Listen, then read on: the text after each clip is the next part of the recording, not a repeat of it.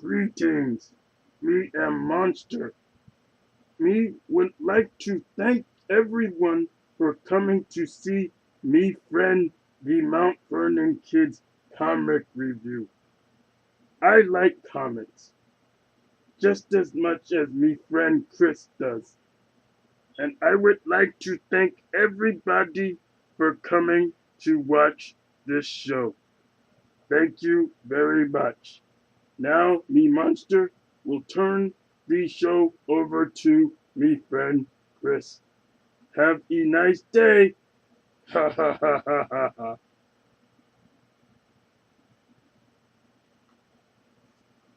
Hey, thanks, dude. Thank you very much, Monster. You've always been a good friend to me. Thank you. Hi, guys. Mount Vernon Kid here. And me pal here. Give me five. Uh, Back again, guys, for another comic review. Hope everybody's well on their end. Uh, this was a good week for comics. I thought this was a really good week. Uh, got some pretty good, decent comics here. Everything should be very much well endowed. Got a few Image, got a few independent DC, um, Marvel. Of course, I got a whole 9 yard for you guys. Monster, could you back up some? There you go. You tired? All right, go lay down. Thank you very much. He's tired. Um, so let's start this off. Still in the month of June. Ended, and let's kick it off with Dark Horse, and we're going into uh, Akaneiro. Basically, this is part 3 of the 3-part series. Uh, the Path of the Cloak and Wolf. Justin Acklin still does the writing, and Vasilo Lolos does the artwork. Um, in this issue, we are pretty much still on the gist of the main character trying to become a member of this order known as the Akin, or the Red Hunters, as they're called. Um, and it really gets a little bit more in depth in terms of the character trying to find the will and the strength to proceed in her quest to become a part of the clan just like her mother. But what we realize is there's a twist at the end that the I forget what they call the demons in this. What do they call them? Sorry, I had this the name. What are they called? Oh, damn it! What's the name of the demons called again?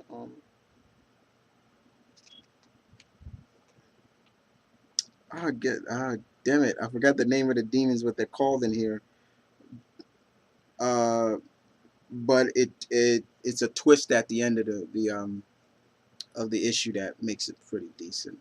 I've been liking this so far. I enjoy the artwork.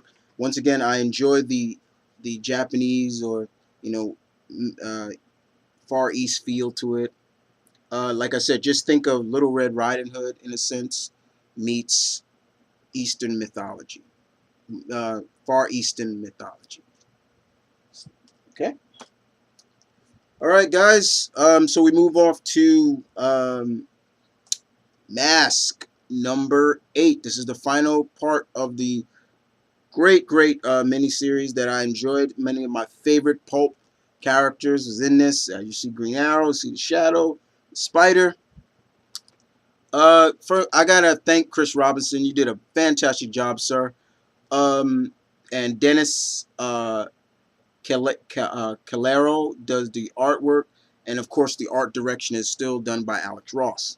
I know a lot of people dropped this title after Alex Ross did the one issue, and then everybody was like, okay, he's not doing it, then I'm not going to read it. Shouldn't have done that. That's my opinion. Uh, Now that the gang know who the leader of the Justice Party is, who was once a fellow mask hero like them, now it's to their league. They have to stop him, but do they bring him into justice or do they take him out? And we kind of get finally you start to see that the team may crack a little bit under that pressure of basically, do we, justice or be the judge and jury, and we see very much that between Black Bat and the Shadow. And but it do they kill him? I won't spoil that for you, but what I will tell you is, does the Justice Party go down? Yes. Is it just by the team here? No, it's not. It You see a big twist at the end, but did enjoy it. Did enjoy it. Loved it. And Dynamite, just keep up the good work. You've been dishing out good stuff with a lot of the Pulp heroes. And thank you, Mr. Robinson, for giving us this great miniseries. Continue to read your stuff. You're doing a great job on The Shadow. Keep up the good work. All right, so we move on to IDW, and that ain't nothing. We're talking about Teenage Mutant Ninja Turtles. I can't wait till that DLC game comes out. I love watching that trailer of all the turtles. Yes, guys, I'm a gamer. So we go to, this is issue number 23. Eastman still does the writing, of course, and this picks up right where that last issue left off, where we saw something bad happen to Casey by the Shredder. The Turtles are rushing Casey to the hospital, and also the rest of the Turtles, while they get them to the hospital, then the rest of the Turtles, Donnie and Mikey are out looking for Leonardo, who has been taken by the Shredder. And that is where we start to realize, now, once you start reading this, then you start to realize, if you've seen the solicitations for what's to come and seeing Leonardo working with Shredder, I thought it was because the Shredder maybe had somebody captive. He had no choice. But now we see what happens. I'm not going to spoil it, but it makes some sense now. I'm like, okay, now I understand why Leo is going to be working with the Foot. But it makes a lot of sense. The Turtles get some unlikely help to find Leo. I'm not going to spoil who those were, but still looking great. This is part 2 of City Fall. Does Casey survive? He's in stable condition. Even his father, his deadbeat dad, actually comes to see him, in a sense. But a book worth picking up, people.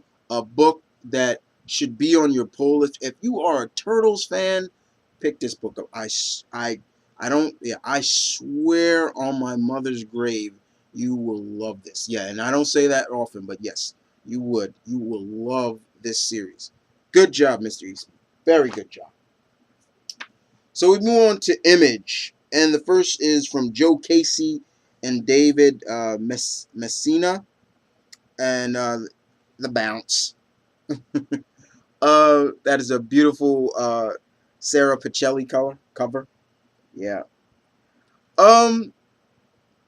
This is still just one trippy, fun feel. Joe Casey still does a good job, in my opinion. This is part 2. And of a sense, we kind of get a sense of where Jasper Jenkins, a Bounce, kind of may have gotten his abilities from, in a sense. I'm not going to spoil too much, but let's just say he volunteered to become a test subject for some experiments, and it kind of gives us a sense of, we get a little bit of his origin. He's having trouble with his brother, who is, I believe, a district attorney, and then they don't see eye to eye with each other.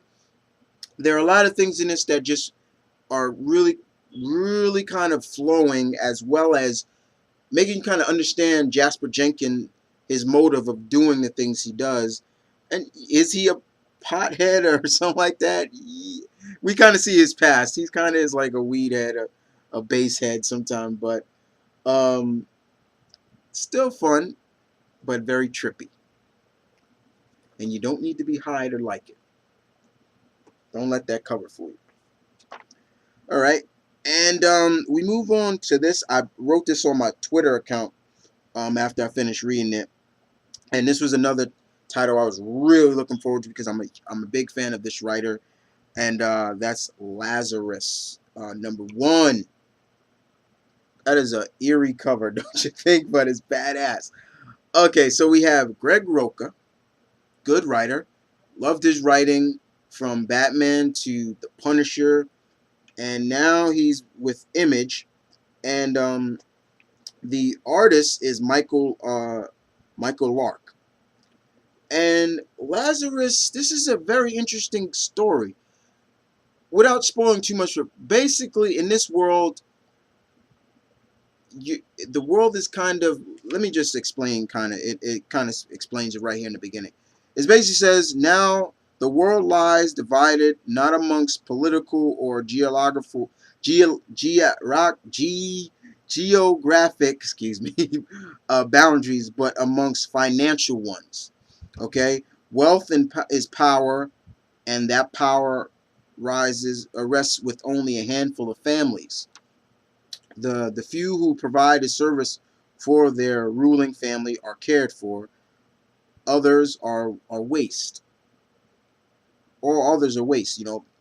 In each family, there's one person given the best they can offer: training, technology, assets, every scientific advantage.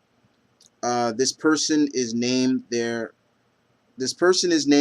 family's sword and shield, their protector, their Lazarus. In the family, Carol, the Lazarus is called Forever. This is her story. Yeah. So that's basically the gist of this. And we kind of see in this sense the main character, this woman here, Forever. She kind of contemplates a lot of things that her family does and what she's supposed to do. And can she die? It seems like she can. I mean, they show in the first part of it, she gets shot up because homeless people break into her house or her safe house for food, and she has to kill them after that. One thing I will say, she is in great shape. Like she literally is toned up. Like the way Michael Lark draws her is just like you could tell she's like uh, like one of those fitness not bodybuilder type, but those fitness. She has a trimmed up physique, and she's really good at what she does. But she contemplates a lot of times of why she has to do it this way. And that's the real gist of the story, and that's the good suspense of it that Greg Rucka gives us. And that is why it for me it drew me into, because I really want to know more about the character of Forever and she feels why she can't go against her family in a sense, and does her family care for her as blood, or is just because of what she is good at, her assets. But other than that, very good issue.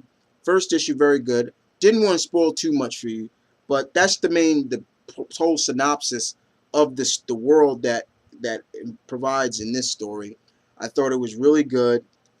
Um, it is kind of gruesome. It is gruesome at times, but when you read it, you're really invested into, especially the main character here. Like, does she want to do this? How does she feel about it? You know, you know, things like that. But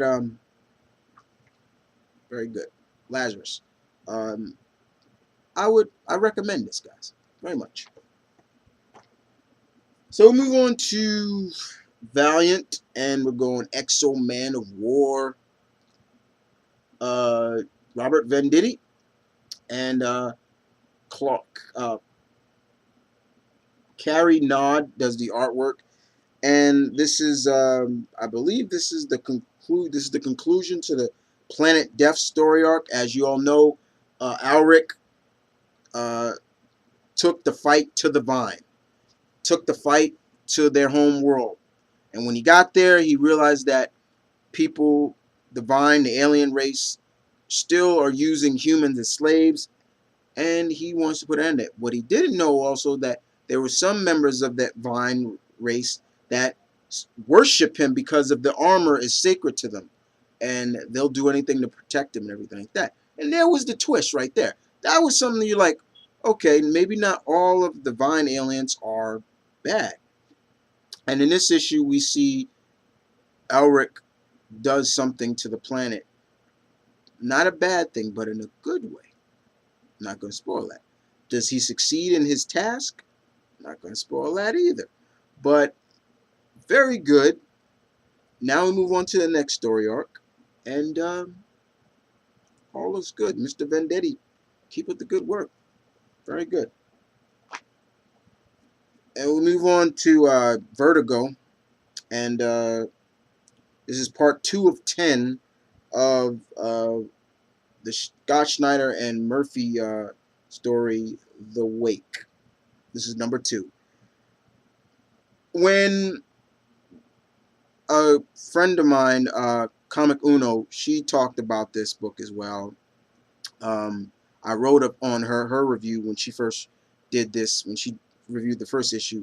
I told her, and then another reviewer I told her as well. It's like, this is basically Snyder and them telling the story of, remember the documentary from Animal Planet, Mermaid, The Body Found, and then the new evidence, big hit, everything like that. This is all it is, and that's the whole gist of it. Basically discovering the origin of this creature that this team finds in the last issue. But then it gets kind of trippy from there. They want to know where it came from. They use a lot of logic that we've seen in, if you watch the documentary, they use a lot of that. But then it gets even trippier by the end of the book. And that's where I'm going to end it. But I enjoyed what I read. But yeah, it basically, that's all it is. It's basically a comic version of Mermaid, The Body Found. That was what was on Animal Planet. That's basically all this is. But it's just how Scott Snyder is executing it, but still executing it with some text, just like in that documentary. But still good, in my opinion. In my opinion. All right. We move on to DC, and we started off with Aquaman number 21. Jeff Johns, Paul Pelletier. I hope I'm saying, I probably butchered it. All right. A lot of stuff is happening with Arthur. He's king, but a lot of things are jumping on his plate. It's like he has to be here, he has to be here, here. You know, what does he do? He's still trying to track down all the weaponry, the Atlantean weaponry. There is a coup that's happening not under something that he doesn't know about, in terms of some of the Atlanteans, including Tula, want to go free Orm from Blackgate. I know that he doesn't know about. There's a dead king that's come back to life, wants to, I guess, reclaim the throne of Atlantis. Then there's Mira, who we find out that her side of her people, that she was betrothed, that she was supposed to marry somebody, and we see it in the beginning. And we find out that they're not, because at the last issue, he said my wife has returned. And I'm like, Mira's married, so she's cheating with Arthur, and then it's like, wow. But we find out no, we find out that, and we find out that they're labeling Tula a traitor because she was supposed to kill. We saw that, but she fell for Arthur, and she's with him. So there's a lot of things going on in this issue that really, really is like. And then, not even just that, put it like this, the shit hits the fan for Atlantis itself. But very good read. Very appreciative. The Dark Knight. Batman The Dark Knight, number 21. This is the end of the story arc with the Mad Hatter, vengeance against the Mad Hatter. Greg Hurwitz, Even Van Schreider comes back to do the artwork. Good stuff. Oh my God. We saw what happened. Look how silent. Saw how my voice changed. Sorry about that. We saw what happened in the last issue with someone Bruce looks like he was falling in love. And what we always know about Bruce with love, it don't work out. Something always happens. And it happened here. Bruce is pissed the fuck off. And he's like, okay, I'm coming after Hatter. I'm going to get him. And boy, does he. I mean, first, let me show you.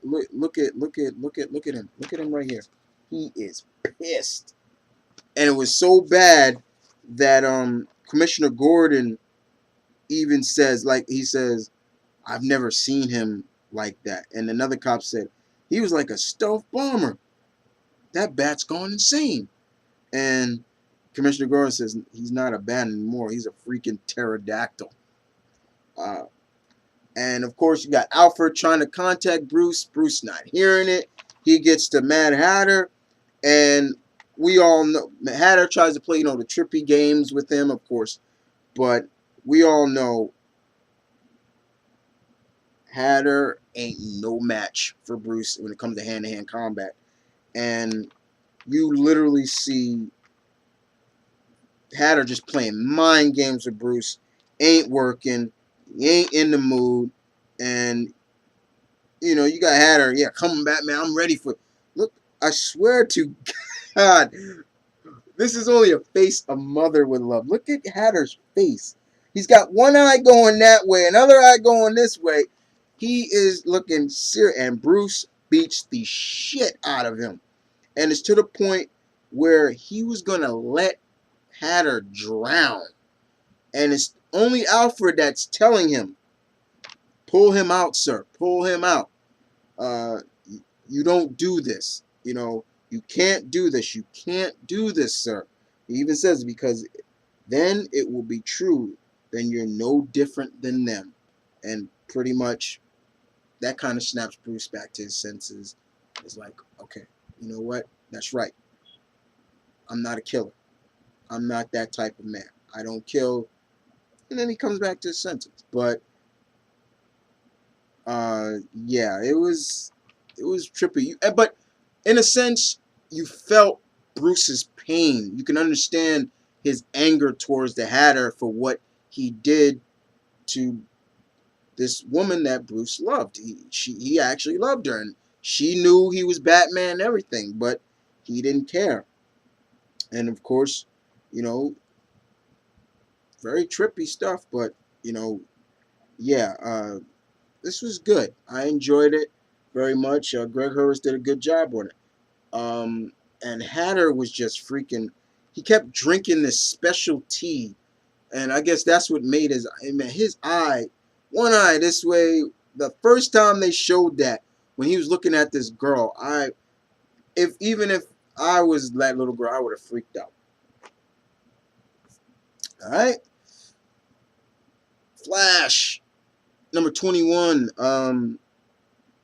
Greg, Francis Manifold just does a fantastic job with this. I'm glad he's still in. And we have Brian Buccello as well. I believe this is the first meeting of in the 52 continuity of the Flash and Kid Flash. Now, of course, Flash is still on the case of trying to find out who is killing people, the people he knew that also have connection to the Speed Force. All he can go on is the fact that the person had the same emblem as him. And this starts off really high octane, racing around the world. We got Flash and Kid Flash just running around. And Flash, he's trying to talk to Kid Flash. Kid Flash is being an arrogant little prick. You don't want to hear it. Leave me alone, old man. You bastard. I mean, he's like, God damn, Bart, what's wrong with you? He's just running from city to city. They're going all around the world. Paris, you know, Istanbul, you know, all over. Australia, they're just running. And Flash is he's like, I just want to talk to you. Like, I know this guy. And as he's talking to us, he's like saying, I know this guy is not the killer, but he must have a connection. And then Flash starts to put two and two together. Once he finally gets a hold of Kid Flash, he realizes that Kid Flash power does not reside from the Speed Force. Hell, it may not even be human. It may be alien based. And of course he realized you don't belong here. Things like that. And you know, Kid Flash is just being a prick. It's like he's thinking Barry is like, I don't want your name. If you want your name back, I'm sorry I took your name. He's not worried, but he's like, I want to know, like, who are you? You don't have to be scared of me. If you need to be helped, I can help. Kid Flash don't want that. He don't want to hear that. But Barry has a gist of that Bart is probably from the future. But he knows that Bart's power does not come from the Speed Force. And it even comes even more because Bart starts to pick up the pace so fast, running at so octane speed that he starts to literally, Barry is telling him, like, Kid Flash, slow down, because basically Bart goes into detail. This happened to him when he was moving too fast. He basically says, you're escaping, you're reaching escape velocity. Basically, he's reaching it that he's gonna float off into space, and that's what we kind of see Bart kind of do, and it's up to Flash to help him out. But that's mainly the gist of it, of course. Do we get to see anti-Flash or reverse Flash? Yes, we do. At the end of the book, as always, but it looks like it's gearing up for final confrontation between the two soon. But for what it was a very fast-paced book from start to finish. All right. HeMan and the Masters of the Universe, issue 3. Nice cover. Nice cover. Check out the cover. Keith Giffen and Pope Mahan still does the artwork. This basically tells the story of Teela when she was young and kind of the friend that she had, who happens to be Amora, Shira, and it becomes more clear and clear that Teela, it comes clear and clear more how Teela knew who she was when she was in a mask. Unfortunately, something happens to Teela and things like that, and don't want to spoil too much for you, but let's just say Adam, or HeMan, aka HeMan, gets some help from somebody we thought died, because in the miniseries that came before this, that person died. I'm going to spoil this for you. The sorceress was killed in the miniseries, but somehow the HeMan gets a little assistance from her, thanks to Castle Grayskull. Now, this, I guess, is leading up to the fact that soon HeMan's going to change his look. He's no longer going to have, the classic look. That he's going to have like some kind of armor that is basically ties to the legacy of HeMan and, of course, to Grayskull. So that's fine. I didn't care. I don't mind that they're changing his look a little bit, but just keep his character being the same character that I grew up with, and that's the gist of it. But it was good. I've been loving what DC Entertainment has been doing with HeMan and the Masters Universe. Get on board with that if you're not. I should say, but if you're a HeMan fan, I would expect people would. But if you're not, whatever. All right, next up. This is what I really wanted to talk about, because this was another one I talked about. All right. Justice League 21. Yeah, get a look at that cover, folks. A whole issue dedicated to Captain Marvel. I refuse to call Billy Batson under that stupid name that he has, Shazam. That is the name he uses to become Captain Marvel, and that is the name of the wizard. I don't need him being called Shazam. Okay? I'm sorry. I'm not even going to apologize for that. Jeff Johns, Gary Frank's artwork, beautiful. All right? This is the final confrontation between Billy and Black Adam. Philly ain't looking so hot. Not only do you got Black Adam and Dr. Vanna, you got you basically have the deadly sins, basically. Basically they're alive. They're all kind of living the 7 sins of man. Here they go right here. Wrath, sloth, and all that. And they're causing havoc all around. Billy has to make a decision. Does he let die his foster brothers and sisters, or does he give up the power that he has to Black Adam? Because that's what Black Adam wants. And it really gets dire from there. And it's to the point that Black Adam has Mary and Freddie Freeman. Got him by the neck like this. And he's going to kill him, break their necks. And Billy doesn't know what to do. He is Captain Marvel, but he doesn't want to make a move because any second Adam could just kill them.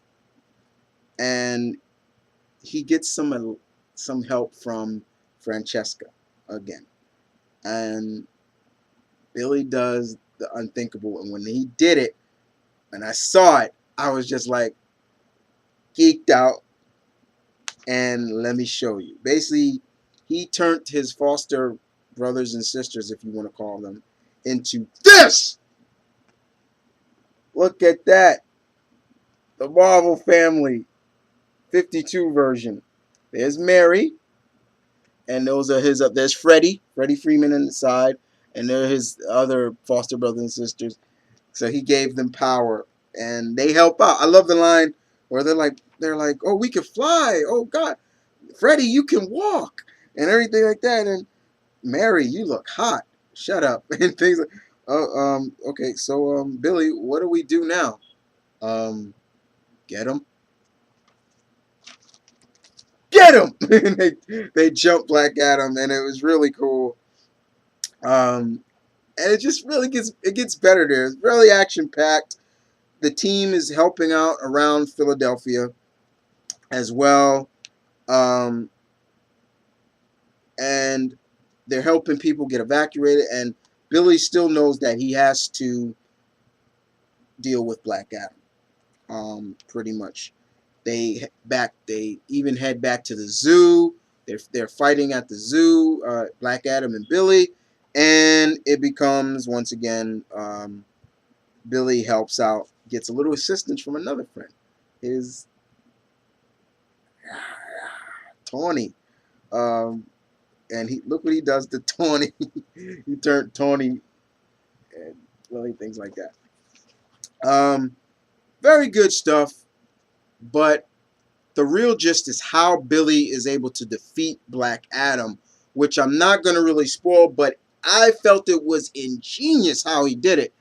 You just got to pick it up to read it. If you want me to, you want to be spoiled, send me a message and I'll tell you what happened. But if not, I'm not going to tell it on the vid. But very good. I was very, very impressed. Very good stuff. And as for this, once again, baby, thank you very much. As always, thank you. Yes, my girl buys this for me. I don't buy it. Jeff Johns, Brent Booth's on the artwork here. Not real. I'm not too much of a fan of Brent Booth's artwork because he makes people's face look, they look younger than they're supposed to look. But basically, this is the first issue where we finally get to see Simon Boz kind of get on the team. Okay?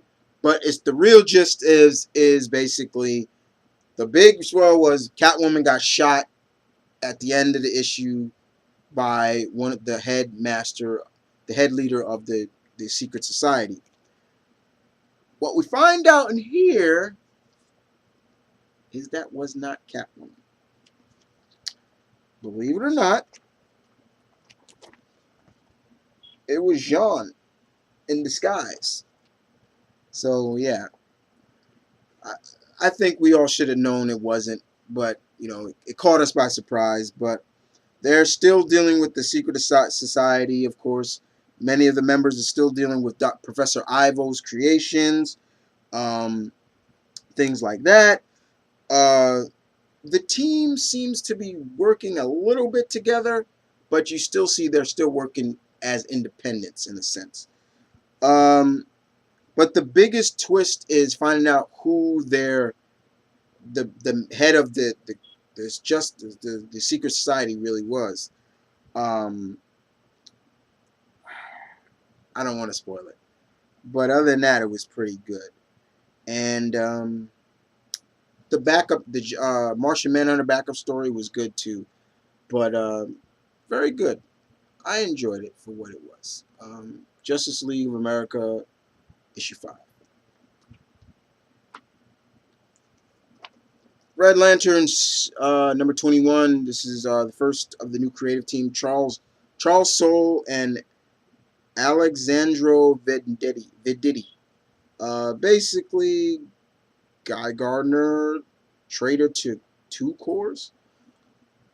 This did not feel like a Red Lantern's story. This felt more like a Green Lantern Corps story. Basically, Hal acts as Guy to figure out what's going on with the Reds, and they call them the Reds, the Red Lantern Corps. The Atrocitus is killing off people to get some more members, and he wants. There's some more stuff that's going on between Rancor, definitely, because now Atrocitus even knows it, and he kind of wants it for the whole Corps. Rancor is the only Red Lantern that's able to use constructs, and he wants that too. But the main gist is, does Guy go to the Reds and do what need to go undercover to see what's going on with them? The ending was brutal, and the ending also just was like, no. Now, is this false advertising? No, it is not. But it still is leaving like, no. You know, just like, if you're a Guy Gardner fan, it's just like a, basically. Talon, number 9. Claws of the Court. Guest star Birds of Prey. First of all, Batgirl and Black Canary are not in this book. Only Strix. This continues the story that we left off in last week's Birds of Prey. Strix and Calvin Rose comes up with an idea to make sure she's not dead, but they want to trick the Court of Owls into thinking they were able to kill her. They killed her. Calvin killed her. But he still has to do what he needs to do to keep, his friends, the people that he cares about. What are their names again? To keep um,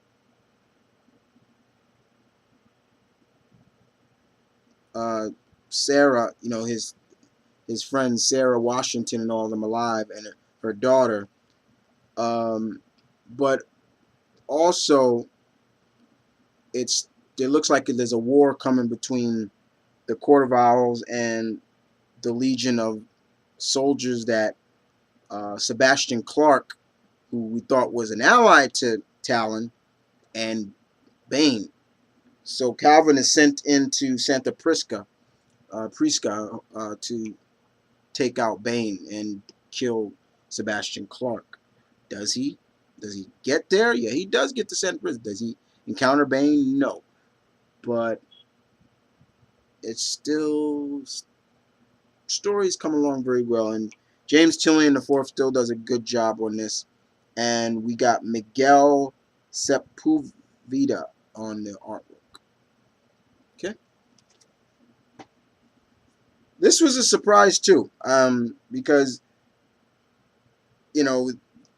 this was a surprise to me because, first of all, I wish Liddell was off this title. I know there's a lot of people that don't like the New 52 Teen Titans.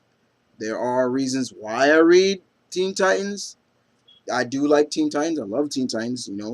I think I've gone on record to tell you when I first got into reading Titans was when the new Titans came around. When Wolfman and Perez got on it. But this is the only book that has Tim in it. And I love Tim. And I don't care if he's Red Robin or Robin. I don't care. It's Tim. And, of course, I'm a fan of Wonder Girl, so, it's good to see them. Now, first of all, it's a badass cover. I like the cover. Very old school, but still cool. That's Eddie Barrows does the artwork. Now, basically, the team is dealing with Raven's brothers. And the team handles themselves pretty well against her brothers. But they know, even Raven knows that her brothers are not so easily defeated. And this is all still building up to the confrontation between Trigon. Trigon wants this world for it to be claimed as his own, and Titans are there to make sure that doesn't happen. So now we have, of course, we got Red Robin, Superboy, Kid Flash, Wonder Girl, Bunker, who I'm really starting to like now. He's really grown on me more. Soulless, Beast Boy is now with them, and the new 52 Raven. Once again, I can't stand what she looks like. I swear to God, she looks like something out of Battle of the Planets. But that's pretty much the gist of it, is that they're dealing in Manhattan with Raven's brothers, the sons of Trigon. And I got to give credit. They do hold their own pretty well. But something happens at the end. Trigon does something to the rest of the team. And you're just like, it's like a dun-dun-dun moment.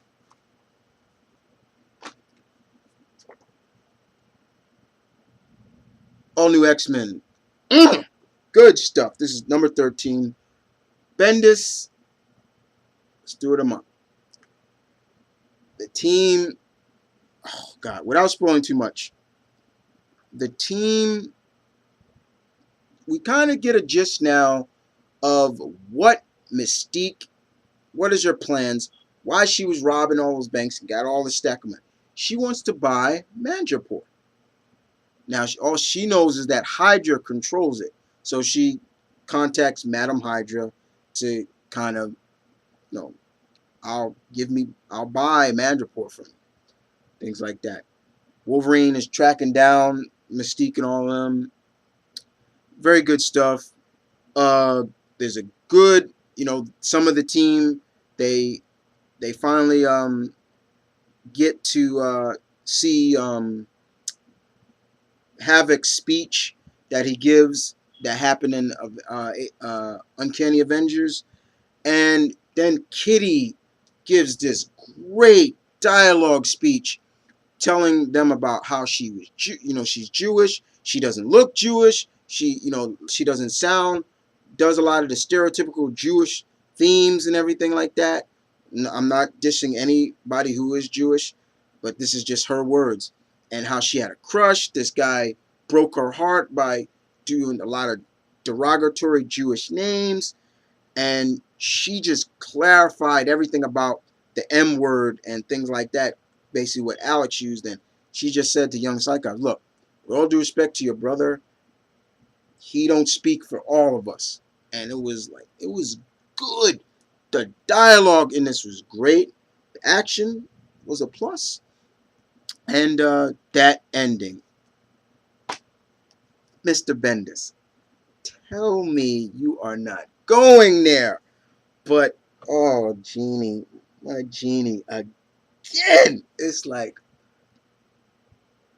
you bring her back and you put her in such turmoil. It's like, my God, what has she done? Like, seriously. But good stuff. And speaking of more good stuff, Rick Mirender, Ron Romita, Captain America, number 8. First of all, once again, I have never, ever, ever seen Cap in such turmoil in my entire existence of reading Captain America. I'm talking beat up. Never seen Cap like this. Steve he's still trying to stop Arnim Zola, but more importantly, he's still trying to break his Ian, the son, the little baby that he rescued, and Arnim Zola has really took control of Ian. Basically, he's brainwashed him to break him back to being his son, called Leopold. And Steve is just trying to reason, and it's not registering too much quickly with Ian. And he does some things to Steve. Let me show you. Look at Steve. Good God. Oh my God. It's just like, God damn, Steve. Like, but the thing is, Steve won't quit. He will not give up on Ian at all. He's telling Ian, I love you like my son. I raised you. Don't do this. Fight it. You're being brainwashed. And now I won't spoil. Does Ian kill Steve? We all should know he doesn't. But something bad happens. And then there's a surprise at the end that just leaves you like, whoa, okay, how'd that person get there? But yes, excellent issue. Very good. Another book you should think about picking up if you dropped it. And you want to talk about kicker. Booyah. Daredevil 27. Magic Wade, baby. Oh my God. Yes. The moment Wade took over, he was planning something. And boy, did he plan it. From the beginning, a certain somebody from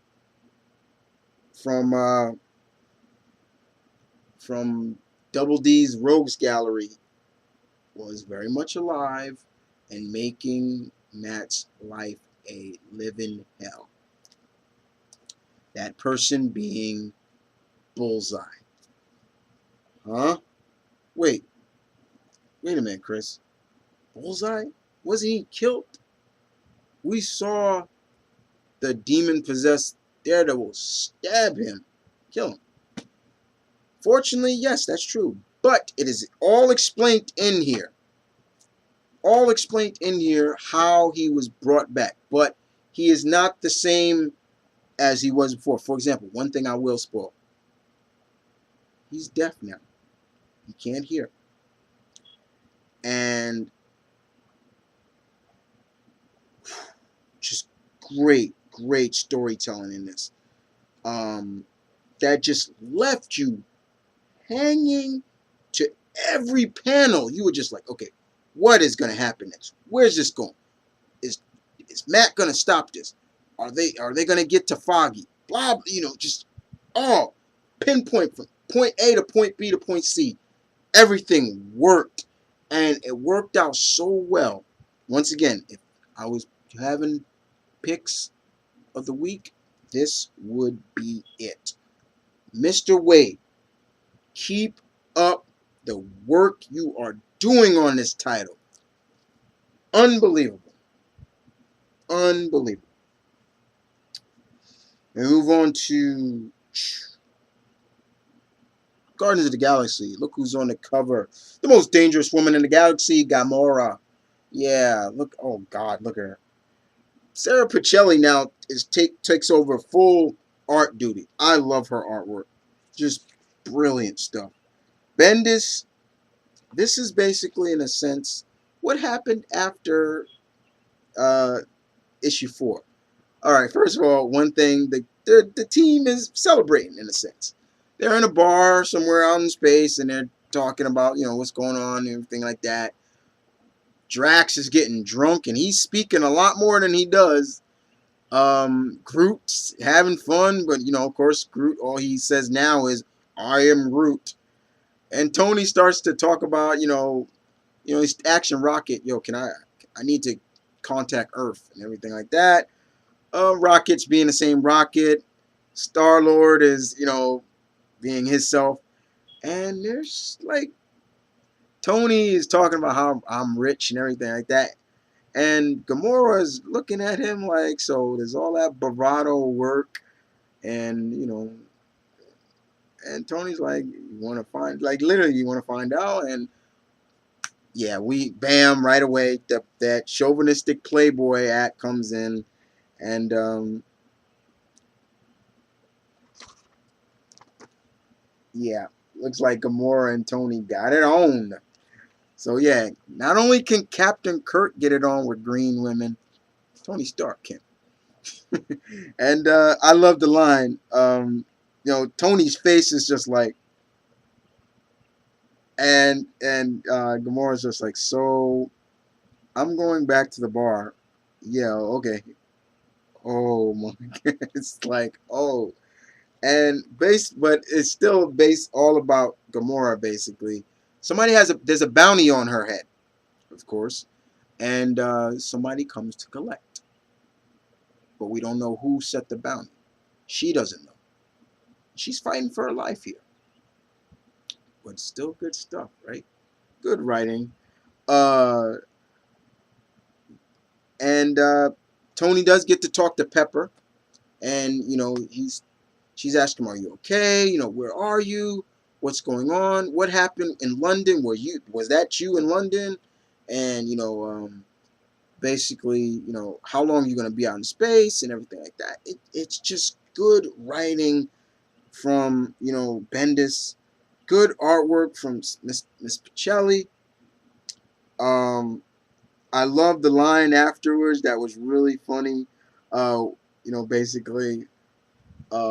Basically, between Gamora. I love the line. I'll read it. So where's Stark?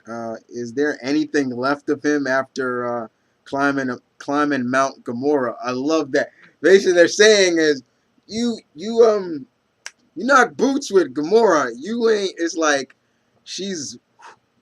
Oh my God! Like you know what I'm saying? So it was kind of cool, but I loved it. It was good stuff. Good writing. Bendis, keep up the good work, man. I tell you right now, this it's not long. This I don't want to call it a relaunch, but has been good for you, basically, very much. And as for what happens in Scarlet Spider number 819, Chris Yost, and the artwork is done by Carlo Barber and Alex Ratzi. Is that? I'm probably butchering the name. I apologize. Last time we left, we saw Kane stab Wolverine, ripped his heart.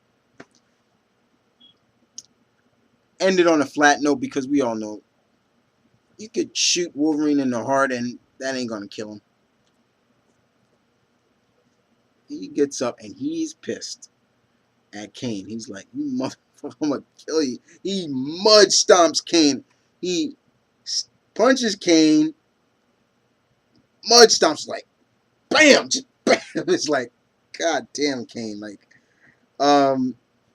but afterwards, he realizes that the Guild of Assassins, were hired to kill him, and so they take the fight. Kane and Wolverine take the fight to them. And it's kind of interesting because Wolverine puts on his X-Force, his classic X-Force costume for this. His black and silver. Araceli, she stays with the X-Men and she's just asking 1,000 questions. It's like, oh, you're made of rock.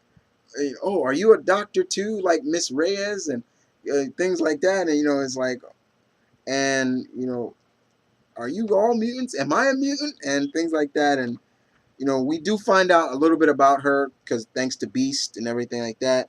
Am I evil? She's just asking 21,000 questions, but it's pretty much a gist of basically Wolverine and Kane doing what they do best and taking the fight to the Assassins, the Guild of Assassins.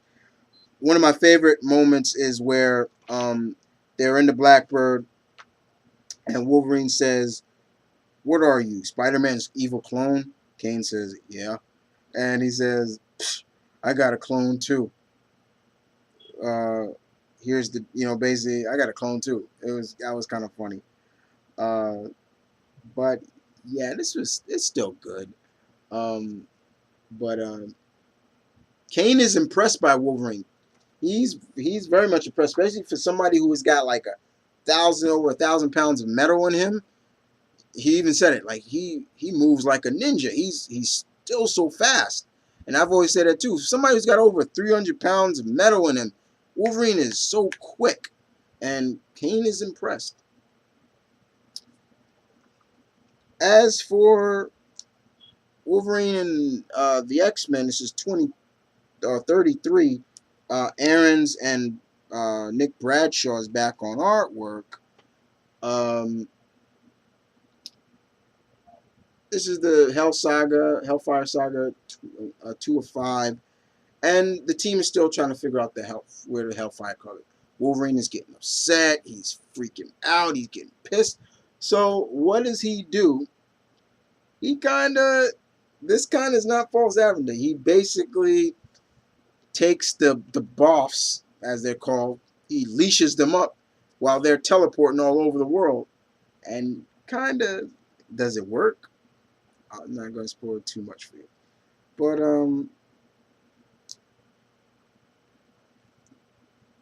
it still was good. And you got a feel for Toad in this again, because the only reason why he came to the Hellfire School was because Paige Guthrie is here, Husk, and, she's making him very uncomfortable. It's really sad as well, but, yeah, it was interesting.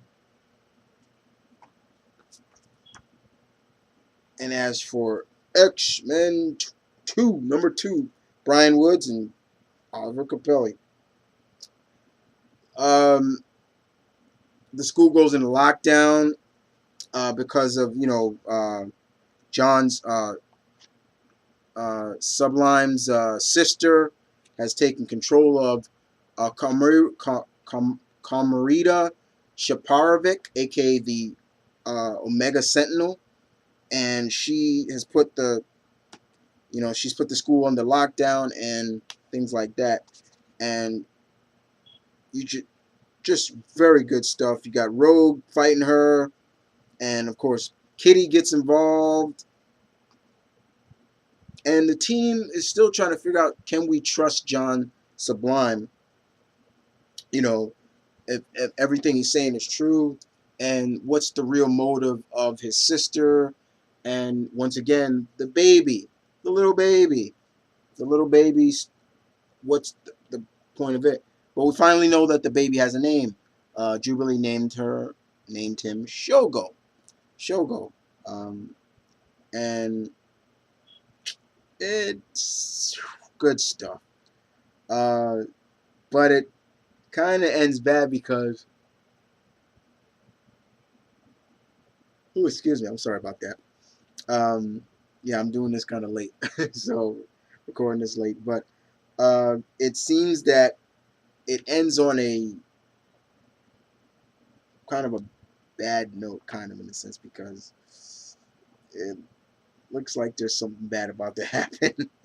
But it was good also to see some of the younger X-Men as well. Pixie was there, Hellion, and I'm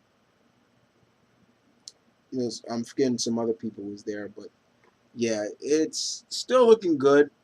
I was very entertained by it, and I loved the fight between, loved what was going on between,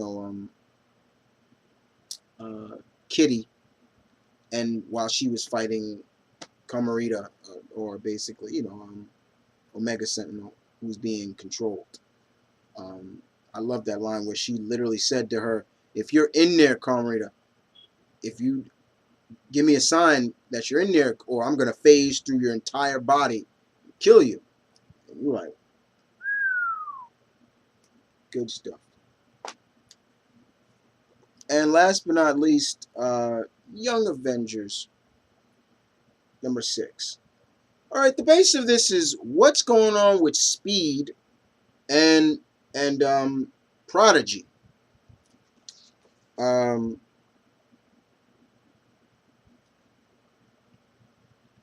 Prodigy being a former mutant, and of course Speed, being the brother of, Wicked. And we kind of see them at their daily job, and until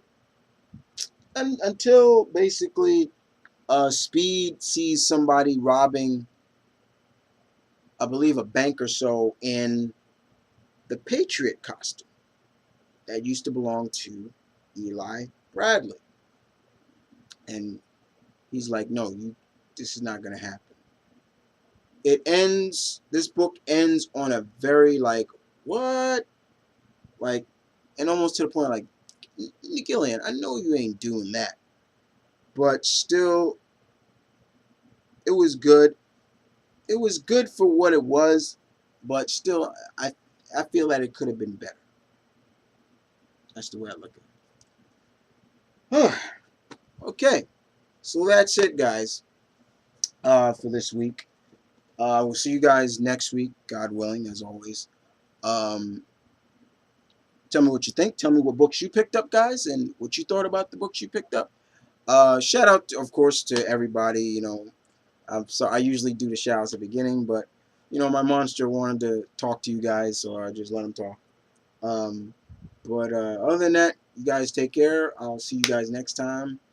Thanks for watching, and take care. Monster, you want to say bye? Okay. Okay, hold on. I got you. What? Pick you up? Okay.